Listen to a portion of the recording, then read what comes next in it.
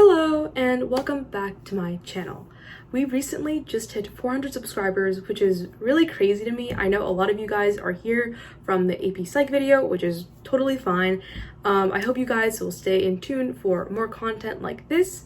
And I'm really excited to be making more content, especially over the summer, now that AP exams are almost over. I still have some makeups to do actually. With this video in particular, I'm going to focus on summer extracurriculars and what I personally am going to do and suggestions for what you can do under quarantine. So without further ado, let's just get into it.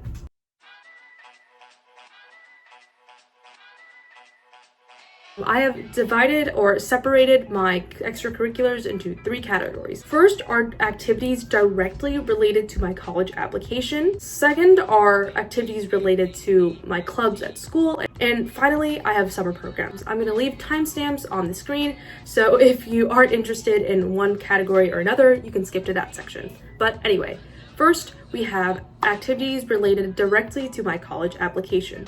Now, I'm currently a high school junior and I'm going to be a senior next year, so I'm going to be applying to college this fall. And this process is always really stressful for everybody, so I have been trying my best to get a head start on everything. First, while schools are getting rid of their SAT or ACT requirements, I do think it's a good idea with all the free time that you have to be able to prep for those exams when it is safe to take the test. Although schools are going test optional, it's usually still a better idea to send in a good score anyway, as that might push you over to the edge to someone who may have the same GPA and similar extracurriculars, but doesn't have an SAT, for example. Obviously, again, if you can't take it due to economic situations or if it poses a safety concern for you, don't take it. But I do know that the SAT and the ACT have talked about interest about administering online exams. So there's that. I do have videos specifically on advice for the SAT and the ACT, and I'll link both of them down below if you do want advice and resources to prep from. The ACT in particular is going to allow students to retake specific sections starting September of this year,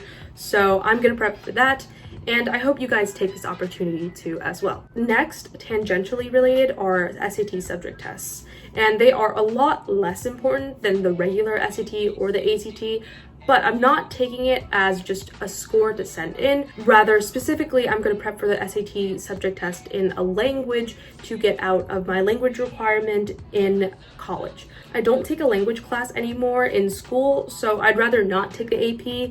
I found that I like the format of the SAT subject test better, and getting like a score of around 600 or above can get you out of a language in college, which obviously saves you a lot of money. Next, I have my art portfolio, and while I'm not going to art school, I do want to submit an art portfolio with my college application. So I'm going to work on as many pieces as I can. A lot of schools will allow you to send in an art portfolio even if you aren't majoring in art, because I am majoring in political science, something completely unrelated, but they'll allow you to submit your art portfolio just for you to show your interests outside of just academics and school. Next, with my college application, I'm going to be Captain Obvious, but I'm going to work on my Common App essay and the supplements. If you go to the Common App right now and create an account and add the colleges that you will apply to, it will give you access to the Common App essay prompts, which are the same for last year, and the specific supplemental questions that each school will ask. I know a lot of schools will change their supplemental questions year to year, but usually they're pretty similar. So I've been at least trying to tactically choose ones to write and complete. A lot of schools will have a question saying why Harvard or why Brown, why Dartmouth, why Amherst, just explaining why you want to go to that school, and generally that supplemental question has been pretty consistent throughout those years. And the other weird, quirky supplemental questions, I'm looking at U Chicago, will change year to year, but the why blank school has stayed pretty consistent, so I've been working on those. And if you don't know where you're applying to and you don't know what schools to add to your Common App account, I think it's a really good time to start researching now, see what you like, see where you want to go, what you want to major in. If you want a specific video on that, please leave a comment down below. I will be happy to explain to you how I crafted my college list and what my college list looks like.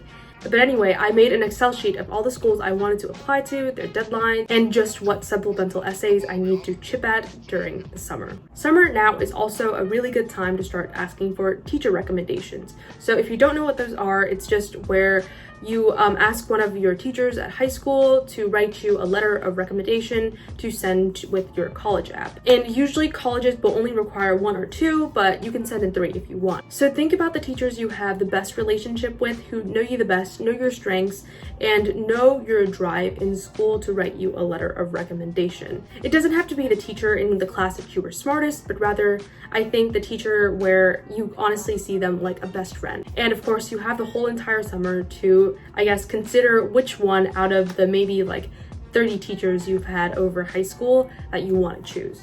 Finally, with college applications, we've got scholarships. There's not a ton of scholarships for high school juniors or sophomores. They're mostly for high school seniors who have applied to college, but it's always worth looking at. There have been some that I have applied to along with my friends as high school juniors.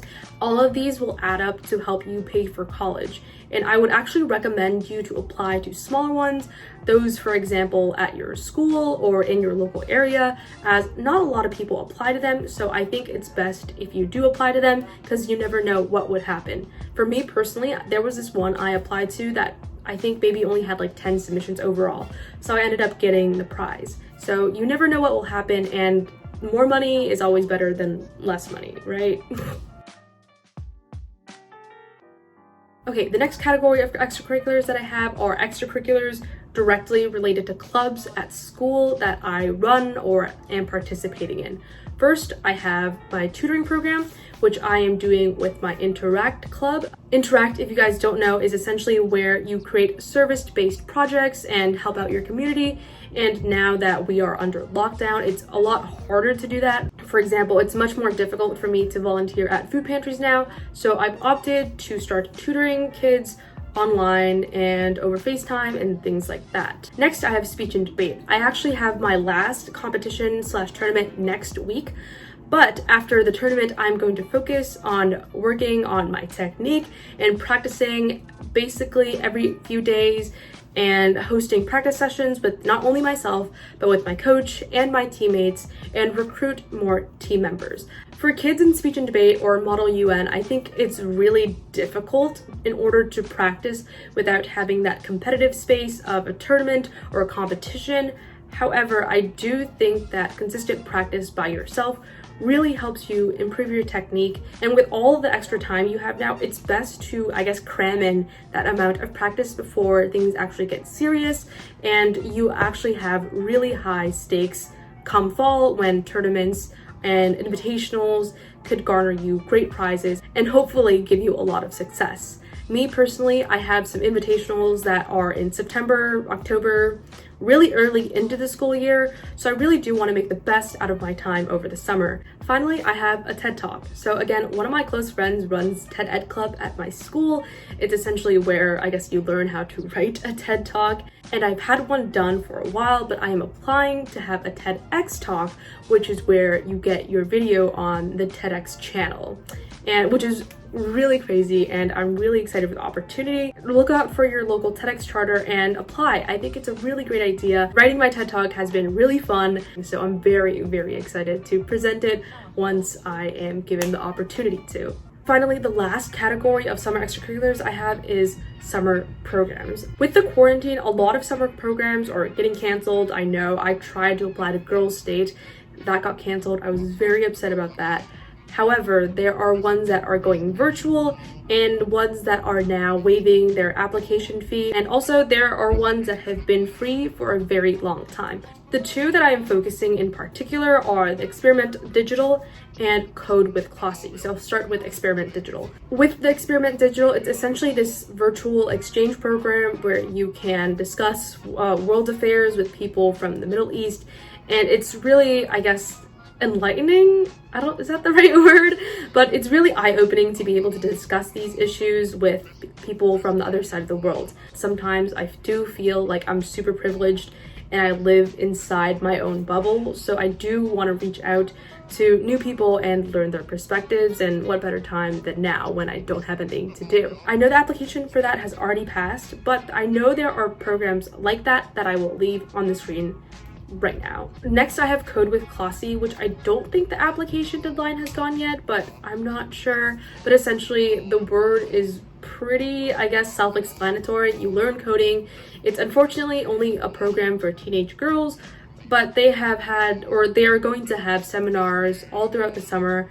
And it's really nice because as a humanities kid, I do not know how to code, and I think that's a very valuable skill. So just programs like that are free, accessible, and very enriching and very interactive with everybody, and I do think that now is a really good time. I do know that there are still summer programs at colleges. I honestly would not recommend that unless you are absolutely loaded. They're really expensive, like we're talking thousands and thousands of dollars, and as much as the directors will tell you that it'll help your college application, it really doesn't. So I don't think the cost benefit analysis really works in their favor, but again, you do you. I just wouldn't recommend it. So yeah, those are my summer plans in regards to school extracurriculars under quarantine. I hope you guys are doing well under quarantine. Congratulations on finishing another school year. And yeah, I'll see you in the next video.